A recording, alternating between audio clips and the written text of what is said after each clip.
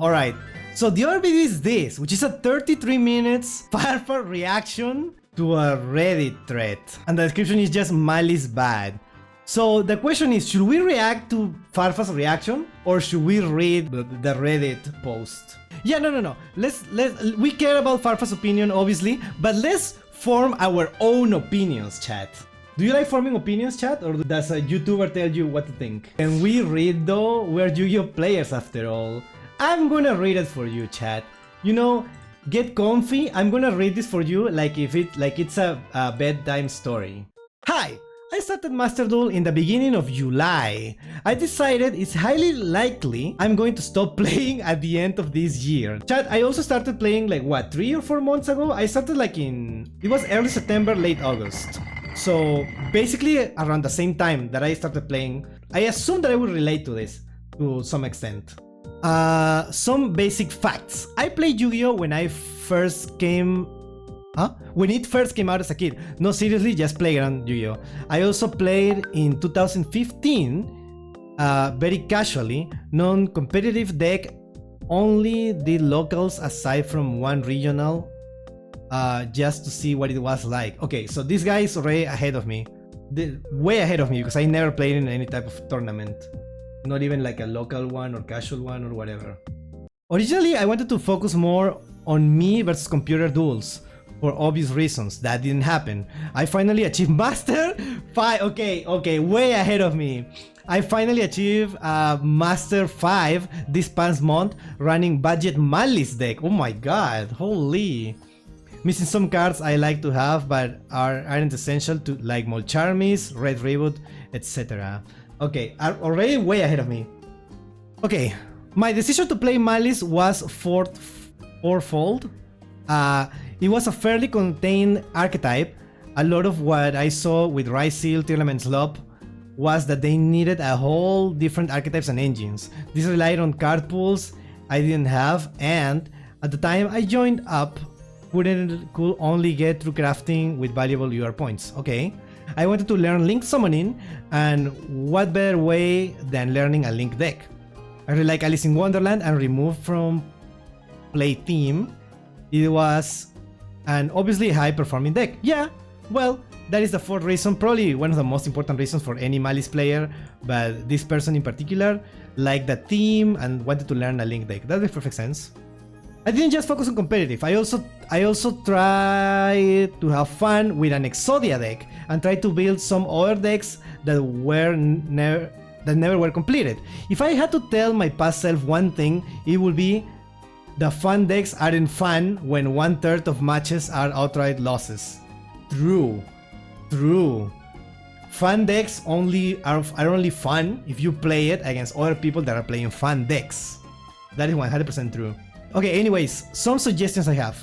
I know a CCG it's a bit pay to win by default, but the model of releasing cards full power then nerfing them later is pretty WTF.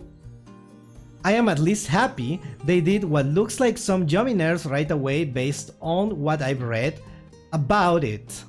But I am also reading that they are not big hits anyways. Also some lists like OCG ban lists already limit Yami's Snatchy to 1. The loner deck in an event duels are like C-. It's incredibly frustrating matching with people who pull out some insane decks, maybe pit loner decks amongst loner decks only or something. I don't know about that. I want to be able to play whatever I want. I want to be able to play whatever I want. In those loner decks, in those like events that don't let you play certain things, I just make a different version of Cyber Dragon.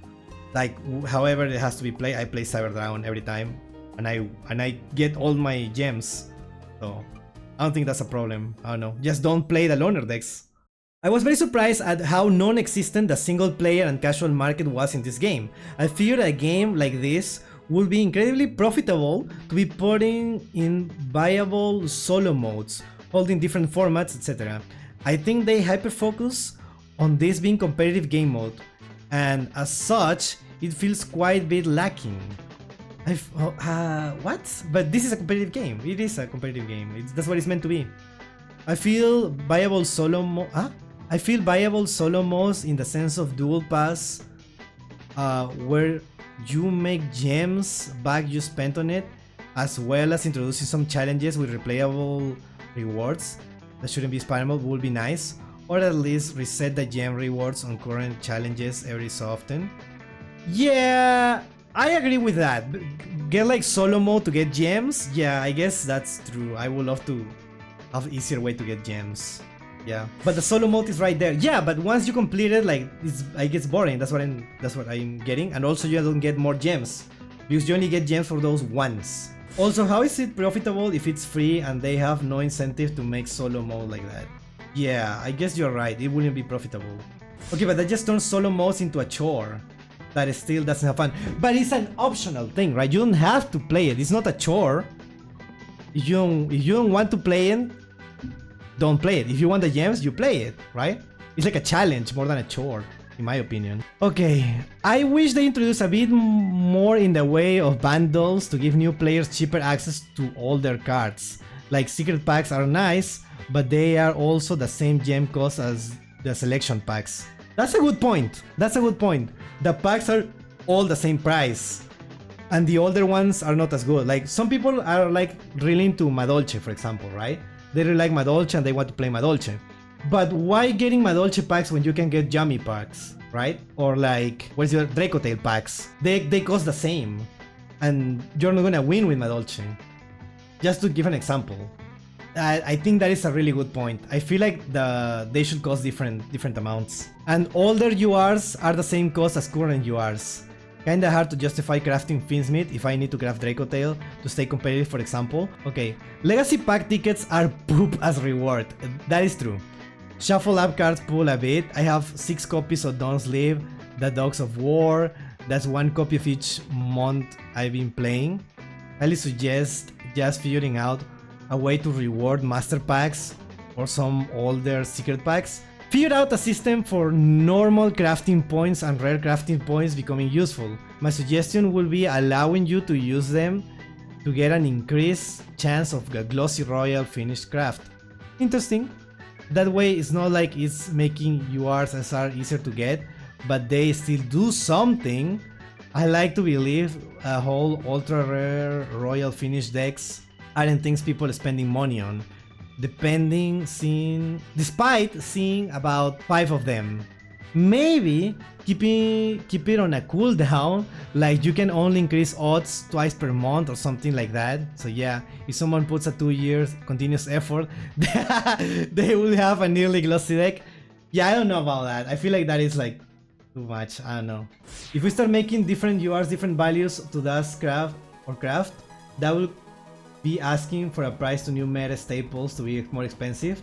Yeah, exactly. That's what I was thinking, Mitch Peach. Some staples will be like way more expensive than regular cards. Turn player 1 only has to set up field and deal with hand traps. Turn player 2 needs to set up field, deal with hand traps, and deal with the field turn player 1 setup.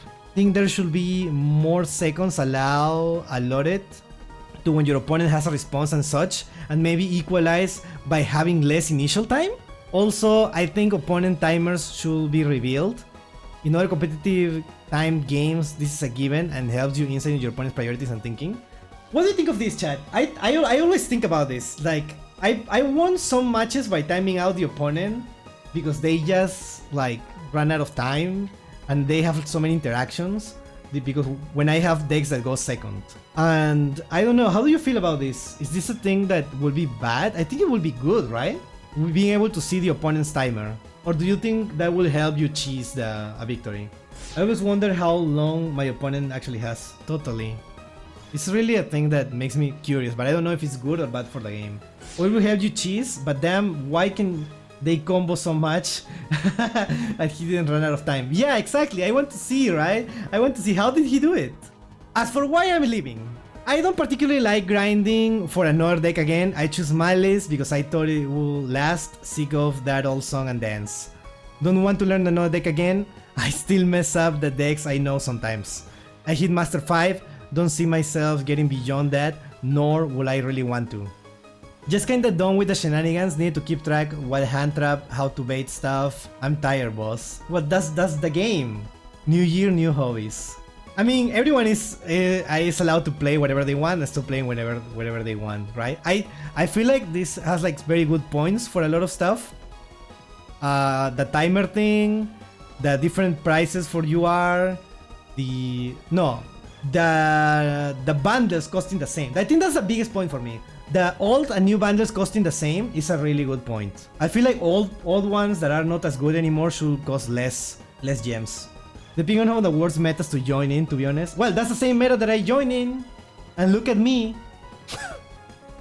I'm trying to play... I tried to get into Ryseal, and then Ryseal got hit. And I don't like it as much anymore. Also, I'm playing pure Ryseal, right? I don't want to play Mitsurui. I just don't like it. I'd rather stick to Duel that is never gonna get nerfed because it's bad. I'd rather become good at a pet deck, honestly.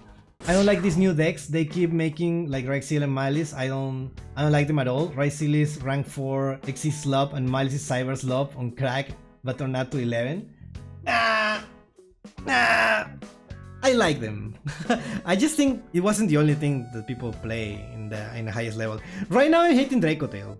Dracotail, I don't know. People like it. A lot of pros like it because it's very interactive, but I don't like it. I don't like Dracotail. And I haven't faced a single Yummy player. I don't know why. I thought Yummy were like gonna be everywhere, but I don't see it as much. I guess it's because it's expensive and people are not crafting it yet. Oh no. And I cannot wait for K9. K9 is when I become a meta slave. Can't wait to be a meta slave playing K9. I'm just gonna play the K9 decks that people play. What is a K9 deck usually? What is the best K9 deck? Because I'm gonna play K9 Cyber Dragon. That's what I'm gonna play. I'm gonna update my Cyber Dragon deck with K9. But I don't know if that's the optimal way to do it. But that's what I'm gonna do. Well, anyways, chat, that is gonna be it for this video. Let me know what you think, if this is reasonable, or what would you change in Master Duel. Let me know in the comments. And yeah, thank you so much.